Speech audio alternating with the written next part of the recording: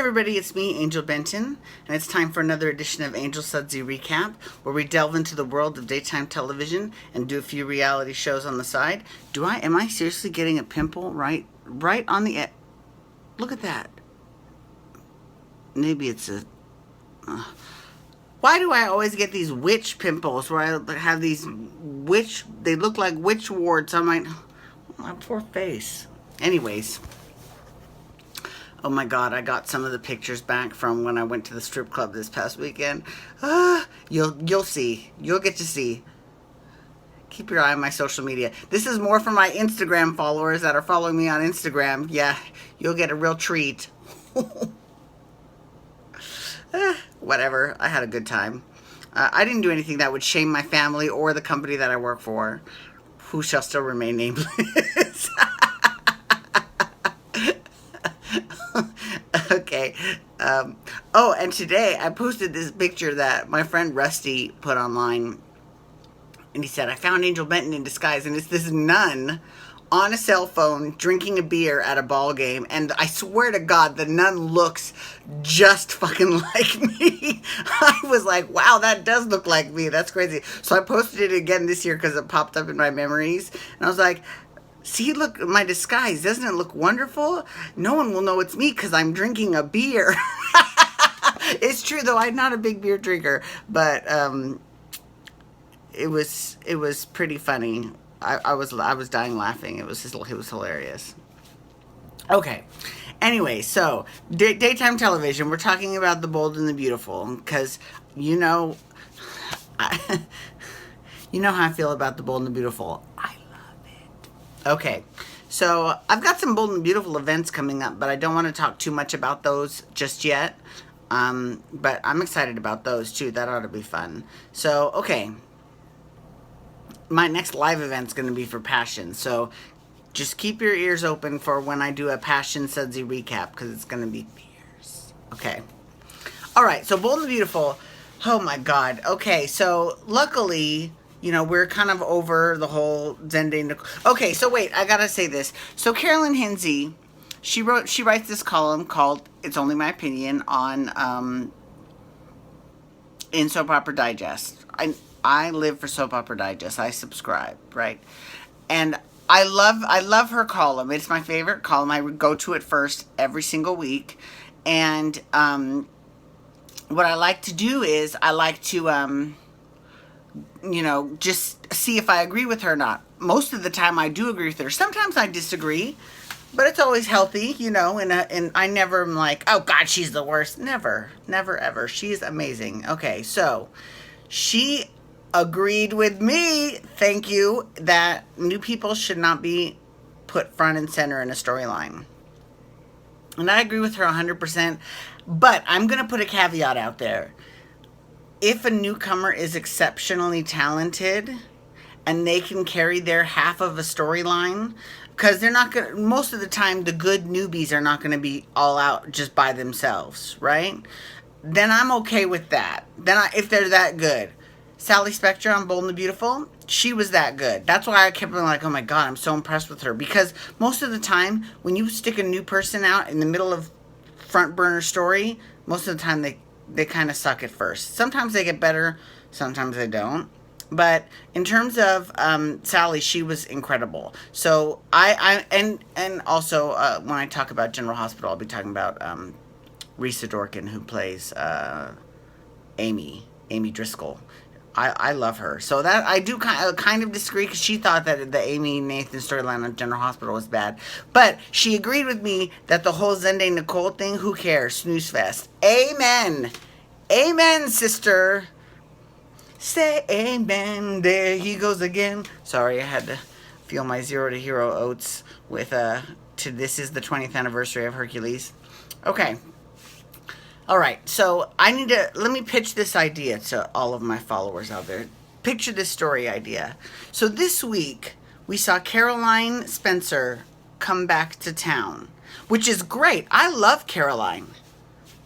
Again, here's the caveat. I just don't like her for Thomas. And I don't like her with Ridge. Period. The end of it. And she can't get with Wyatt or Liam because she's related to them by blood. So that's not going to work. But you see, there is one guy that she's not related to on the show that she might fall into the sack with. Or before that, I'll give you a hint who he is. He's also in love with Sally Spectra. Yes, that's right. I'm talking about her poor, hapless designer, Saul. Not designer, Taylor. Saul. Okay, who is so adorable, and she's not interested in him at all. I can totally see Saul and Caroline helping each other get over their exes, or they first start off as like scheming couple to try to break up Sally and Thomas, but then they end up falling for each other instead.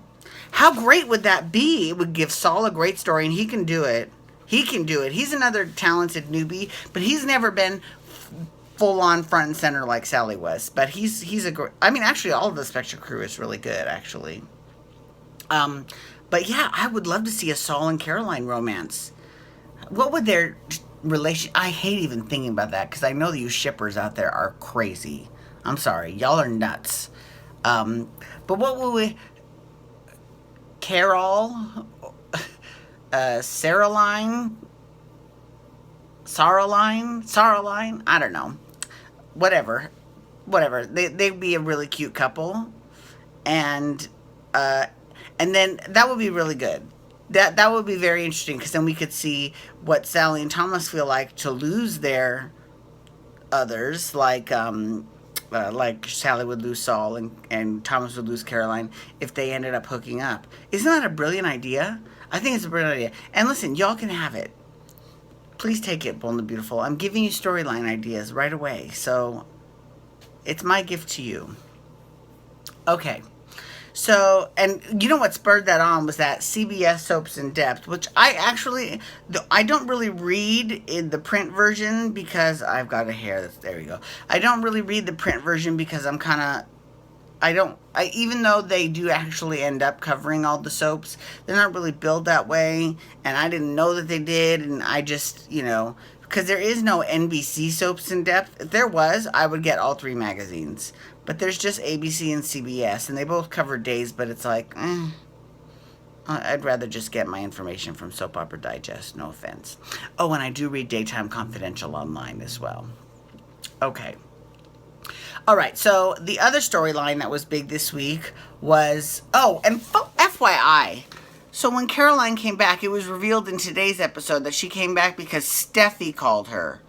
What a bitch. Can you believe that? She fucking called her and told her to come get Thomas because Sally Spectra's ruining his life. Wow. Just wow. I hope karma bites that bitch in the ass so bad. You know who Caroline needs to call? Her best friend, Hope. Bring Hope back. Because Liam would leave Steffi just like that, to quote Brooke. That was one of my favorite scenes of Brooke's, actually. Just like that. That's when she was laying it down and Caroline saying, "Get the fuck off Ridge, you little hoe." And she did. So, anyways. Oh my God, and who knows what she would think about that whole thing, that whole mess though with Ridge and Quinn. This looks like it's like some pepper, but it's actually space. It's crazy. Anyway, and now I'm feeling the space between my teeth. Okay, so the other story that was big this week was my other favorite on this show. This is why I love Bold and Beautiful. It's so great. Sheila Carter.